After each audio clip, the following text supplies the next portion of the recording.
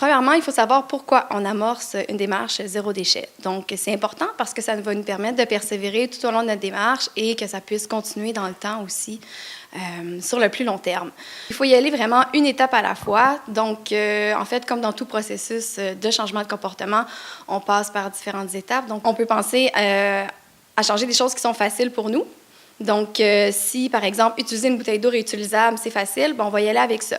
Donc, c'est de cette façon, moi, qu'en 2 ans environ, là, j'ai réussi à amorcer ma démarche zéro déchet pour me rendre finalement à produire là, 1,46 litres de déchets en 1 an. Il faut être bienveillant envers nous-mêmes. Donc, il faut rester positif et se donner le droit à l'erreur. Il faut rester ouvert d'esprit et avoir du plaisir dans la découverte de nouvelles pratiques parce que c'est sûr que ça va nous demander de changer nos pratiques du quotidien. Peu importe où est-ce qu'on est rendu dans notre démarche zéro déchet, il faut suivre la hiérarchie des 3 RVE. Donc, le premier R, c'est la réduction à la source.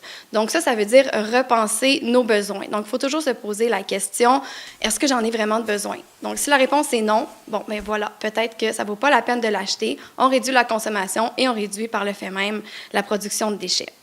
Ensuite, la réutilisation. Donc, quand on veut acheter quelque chose, on va penser à acheter usagé et sinon, on va penser aussi à réparer nos objets, que ce soit un vêtement ou quoi que ce soit. On va essayer d'y aller avec ça en premier.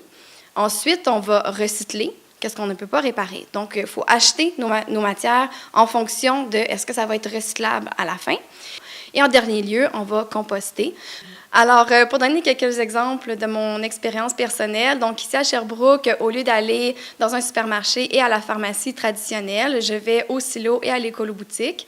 Donc, ça me permet d'acheter tous mes produits alimentaires et d'entretien en vrac. Alors, que ce soit des céréales, par exemple, différentes légumineuses ou encore des produits pour se laver, par exemple. Donc, on peut tout trouver ça en vrac, c'est super facile. Si on pense seulement au savon à lessive, il y a plein d'odeurs différentes, donc c'est le fun aussi d'y aller dans ce sens-là. Donc, ça nous permet de rester dans ce qu'on connaît un petit peu, avec plein d'odeurs différentes, puis de se laisser le loisir de choisir qu'est-ce qu'on aime.